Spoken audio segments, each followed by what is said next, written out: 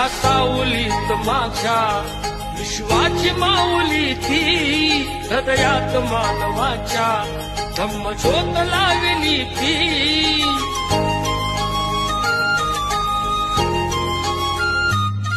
या सावलीत माझ्या विश्वाची माऊली ती, हृदयात मानवाच्या धम्मज्योत लावली ती।